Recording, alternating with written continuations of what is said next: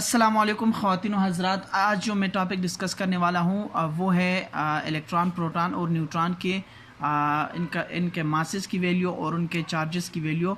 और ये अक्सर कन्फ्यूजन होती है, इनकी वैल्यूज़ बंदे को याद नहीं रहती है। तो छोटी सी एक ट्रिक और टिप आपको बताता हूँ जो आप इनको याद कर सकते हैं। देखें, इलेक्ट्रॉन, प्रोटॉन और न्यूट्रॉन, ठीक है।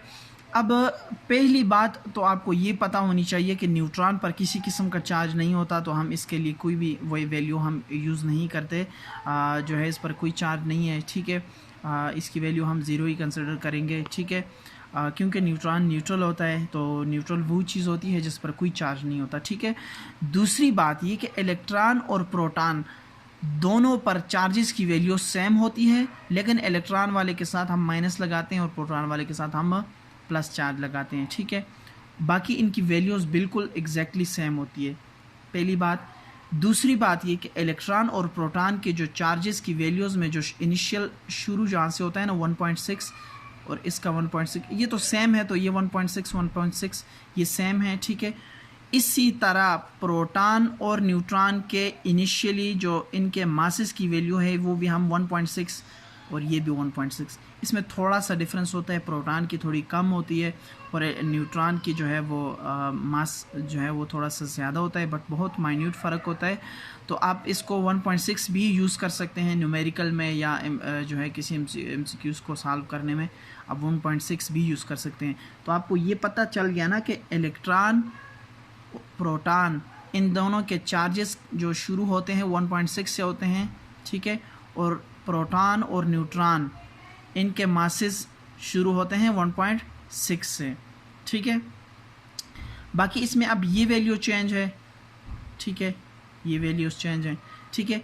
आपको अभी तक चार्जेस तो सारे याद हो गए, क्योंकि इसकी वैल्यू, इसकी वैल्यू, इसकी वैल्यू, इसकी वैल्यू सेम है। तो आप ये 1.6 सिर्फ एक दफ़ा कंसिडर करें, उसमें आप ये कहेंगे कि इलेक्ट्रॉन और प्रोटॉन चार्जेस की चीज़ें तो आपको तकरीबन क्लियर हो गई। अब इसमें 10⁻⁻19 ये आपको चार्जेस की वैल्यू याद रखनी होगी कि इसमें जो आगे आती है -19 आती है, ठीक है, चार्जेस वाली, ठीक है। अब इलेक्ट्रॉन, प्रोटॉन और न्यूट्रॉन के मासेस की बात करूं तो प्रोटॉन और न्यूट्रॉन में मासेस के इनिशियल पॉइंट्स हमें आ गए, ठीक है, और दोनों के साथ -27 हैं, ठीक है। ऐसे समझ लो कि प्रोटॉन और न्यूट्रॉन के मासेस सेम हैं, ठीक है, और इलेक्ट्रॉन और प्रोटॉन के चार्जेस सेम हैं, ठीक है, इनकी वैल्यूज़ सेम हैं। अब रह जाता है इलेक्ट्रॉन, तो आपको जस्ट एक ये वैल्यू सही तरीके से याद करनी होगी। इलेक्ट्रॉन के मास की वैल्यू आपको सिर्फ याद करनी होगी, और वो है 9.1 मल्टीप्लाई बाई 10⁻31 अगर हम किलोग्राम की बात करेंगे, ठीक है। अगर ग्राम की बात करेंगे तो ये 29 होगा, ठीक है, और ये 24 होगा, और ये भी -24, ठीक है। ये एक बात भी याद रखनी है बीच में, ठीक है, बट मोस्टली किलोग्राम में हम करते हैं, ठीक है। तो ये आपको छोटी सी चीज़ें जो है वो आपको बहुत सारी आसानियाँ दे देंगी। चले रिवाइज़ करते हैं, मैं आपको बताता हूँ कैसे, ठीक है। इलेक्ट्रॉन, प्रोटॉन और न्यूट्रॉन, ठीक है। पहली बात जो मैंने आपको बताई थी वो ये बताई थी कि प्रोटॉन, इलेक्ट्रॉन और प्रोटॉन इनके चार्जेस की वैल्यूज़ क्या हैं, सेम हैं, ठीक है, ठीक है, ये वैल्यूज़ सेम है। और वो शुरू कहाँ से हुई थी, अच्छा ये सेम है, और प्रोटॉन ये मास और ये क्या है, चार्जेस, ठीक है।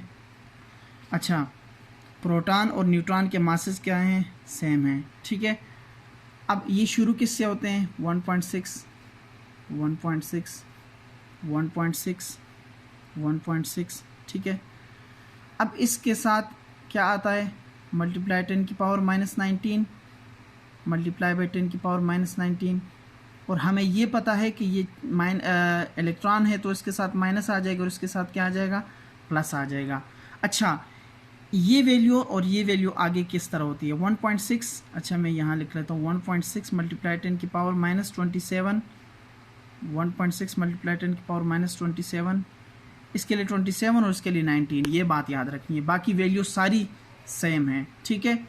अच्छा, सिर्फ और सिर्फ इलेक्ट्रॉन के मास का फ़र्क है, वो क्या है, 1.1 मल्टीप्लाई 10 की पावर माइनस कितनी है, -31, ठीक है, किलोग्राम। तो ये इंशाल्लाह आप एक दो दफ़ा आप इसकी प्रैक्टिस करें। आपको सिर्फ इलेक्ट्रॉन की चीज़ें याद रखनी है, बाकी सारी आपको खुद ब खुद याद हो जाएंगी। जब आप इलेक्ट्रॉन का मास याद कर लेंगे और चार्ज याद कर लेंगे तो चार्ज की वजह से आप ये भी कर लेंगे, ये भी कर लेंगे और ये भी कर लेंगे।